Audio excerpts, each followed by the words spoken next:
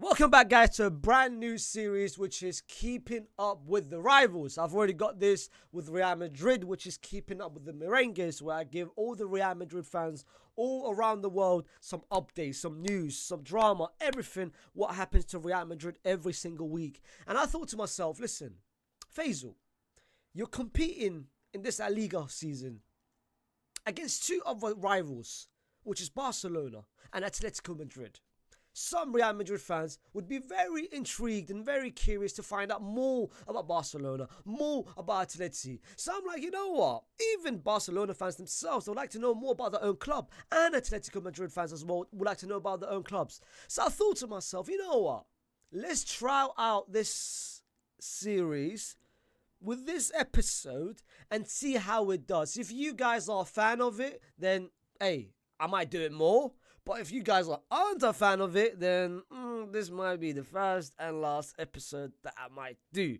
But before I go any further, don't forget to like, share, subscribe to the channel if you're new. This is the main hub for Real Madrid, for La Liga, for Barcelona content. And listen, I upload or stream daily, and I'm sure you are going to like this channel if you subscribe. And also comment if you like this show. Like I said, I'm only going to continue with the show if you like it. If you don't, then no more. The best place to start is, of course, the Ballon d'Or nomination, which has been announced. And, of course, we've got a surprise edition. We've got history.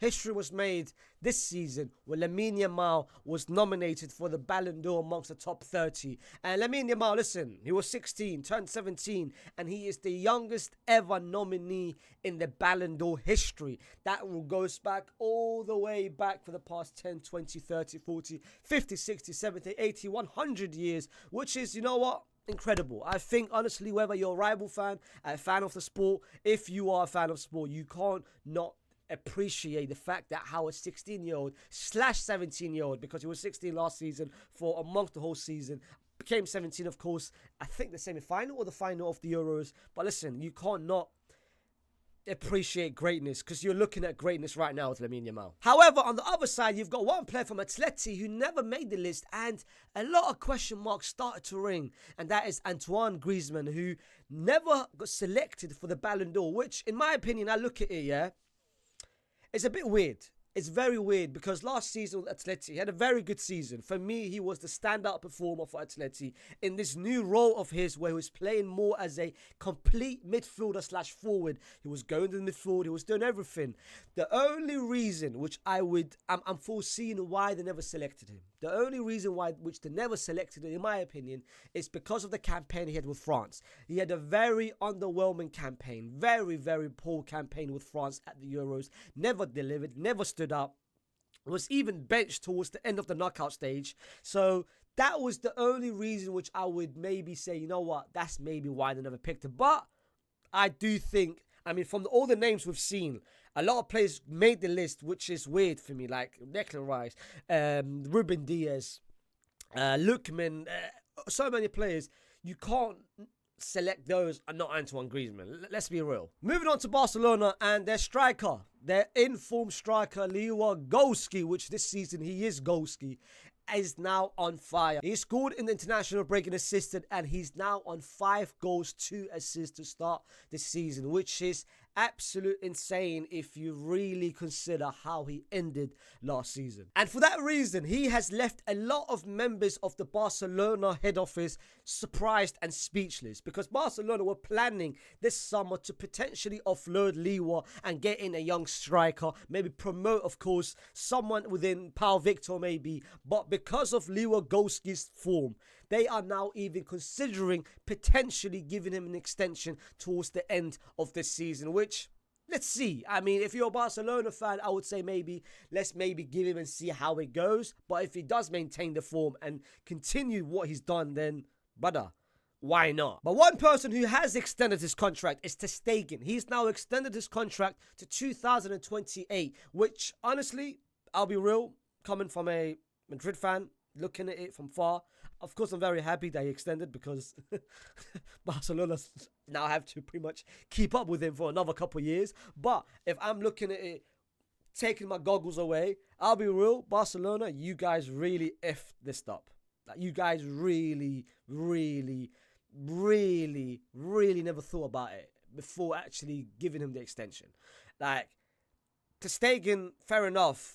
2017, 2018, great. 2019, even 2020, or even 2021 when Messi left, great. The season that you guys won La Liga, great.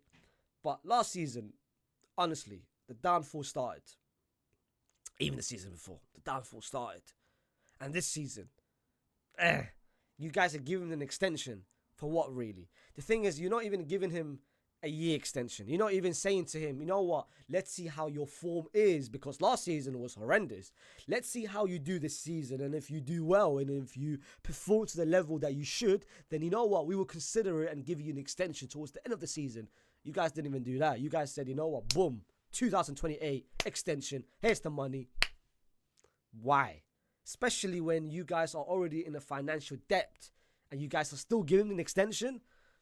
Yeah, man. Hey, Laporte. Deco? Hey, yeah, man. But one player which Atleti is trying to extend as much as possible and keep him hostage to pretty much 10, 20, 30 years for his whole lifetime is Pablo Barrios, the youngster, the talented midfielder from Atleti, which at the moment is creating a lot of potential moves which a lot of clubs around the world is trying to get. And one of them is specifically Inter Milan, who's been reported and rumoured to be very, very looking to sign him this summer. However, Atleti made it very clear. He is non-negotiable, and they made it very clear that he's untouchable. No one is allowed to touch Pablo Barrios, and for that reason, because at the moment his release clause is 100 million, Atleti is trying to give him an extension just because of the fact they would want to change that contract stipulation and increase that release clause to even further and further. Let's be real, yeah? You look at Barcelona with those talented midfielders, the likes of Fermin, the likes of Pedro, and the likes of Gavi, and of course Bernal and Casado. Bro, Pablo Barrios is amongst that list, bro. Pablo Barrios is a very, very talented midfielder. And just because of the fact he plays for Atleti, he might not get the PR, but really and truly, he might be as talented, if not more than some of the Barca midfielders that I've just mentioned. But staying on at Atleti, they've made something which no other club in the top 5 leagues has done in Europe this season. Atletico Madrid, they've got, of course, everyone's got a B team and an A team and a C team. Everyone's got a 25-man squad, whatever, 23, 24, 25, whatever it is in the league. Atletico Madrid has now used over 20 players. Over 20 players. Simeone has used over 20 players in his first 4 league games, which no other club in La Liga, no other club in the Premier League, and no other club in the Serie A, in the Bundesliga, and in Ligue A has ever used to start off the season so far. Which gives you two things. Which gives you one, I mean, you can look at it from both ways. You can look at it from one saying, well, Simeone is giving everyone a chance and he wants to find his best 11. At the same time, it could be a bad thing because Simeone is yet to find his best 11. If you ask Simeone right now, give me your best 11. Let's say you go up against Real Madrid. What is your best 11? He might not be sure. He might have 1 or 2 or 3, 4, 5 players confirmed, but the other position is still up for grabs. And you could clearly see it because they've got literally a lot of forwards and a lot of midfielders that he's still trying to pretty much find the right balance. But one player he's trying to maybe make space for is Angel Correa, who of course scored the winner at Bilbao, at St. Mamés in the last seconds of the game, which of course gave Atleti 3 crucial points in the last weekend. Angel Correa has already made history as well. Let me just make it out there if you guys didn't know. He's just already made history. Angel Correa, in the last 10 La Liga season, he scored over 22 goals off the bench, which no other player in La Liga and in the top 5 league has ever done. He is, if you guys want to pretty much talk about impact sub, Angel Correa is the definition of an impact sub. And moving on to Barcelona, and Barcelona have told 5 players that they are about to be transfer listed this summer if they do not agree the right contract and the right extension and the right numbers. And those players are Frankie, Araujo, Inigo Martinez, Eric Garcia and Christensen. 5 of those players, their contract is coming up for renewal. But Barcelona, as you guys know, they are going under this little debt of theirs. A lot of players, they paid a lot of wages for so many players. But they basically said, if we do not agree the right numbers, then you, and you can all leave this summer. And if I was Barcelona, I'll be real, the first person I'm pretty much shipping away the moment I get a chance is Frankie de Jong. Frankie, we all know how good he is. Frankie is a good midfielder. Talented midfielder. But I'll be real, Barcelona, if you guys are listening, and I'm giving you guys tips here, I'm giving you guys advice here. If you guys are listening, Frankie de Jong is the first player I'm shipping because, bro, the wages that he's on does not reflect the performances that he's giving to you. He is on the craziest of wages. Why are you guys paying him so much money when he's not reflecting that on the pitch? He's always injured. He's always inconsistent. And clearly this season, you guys are trying out this new system of yours without Frankie de Jong, and you guys have won 4 out of 4. I'll be real. Maybe your future is without Frankie de Jong, and that will be a blessing in disguise for you.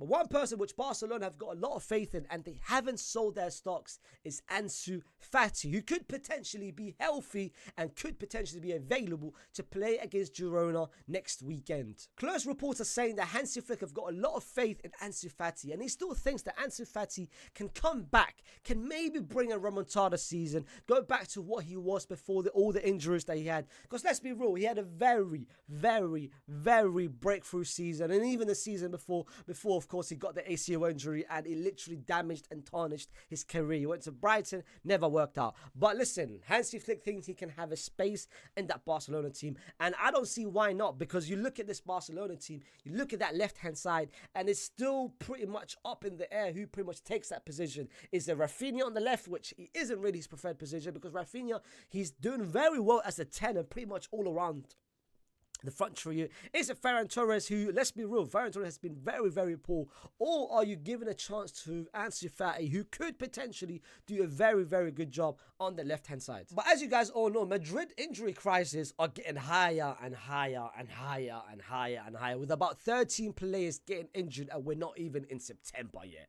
But as for Barcelona, they've got some injuries as well. You've got Frankie de Jong, who should be returning to training after the international break, but one thing he doesn't want is a surgery which will potentially postpone and delay his return. Ansu Fati is getting very close and will be returning after the international break, as I mentioned earlier. Gavi is estimated to be returned in around October. Araujo's timeframes is end of this year, potentially beginning of January. And of course, the last person is Ballon. His season is pretty much done and dusted. We're not going to see him this season at all, and hopefully he recovers well, and hopefully Barcelona gives him a chance next season, which they have, because Barcelona has come out and said that they're willing to give him an extension despite the fact he's on an ACL, he's out for the season. They might not even know how he becomes after his injury, but they've said, listen, you're talented, we trust you, this is a faith to you, and listen, this is an extension, and when you come back, your position is still here, which to me, great gesture by Barcelona. Guys, this has been the end of Keeping Up with the Rivals. Like I said, if you guys are a fan of the new series, put it down in the comments. Let me know if you guys actually like this show, like the idea, and would want to have more episodes similar to what I do with Keeping Up with the Merengues, which is only Madrid specifically. If you guys want to talk about Barcelona and Atletico and making you guys aware of all the rivals, especially for Madrid fans, or if Barcelona and Atletico guys wanting more about their own clubs, put it down in the comments. Don't forget to, of course, like, share, and subscribe. And I'll see you soon. Peace.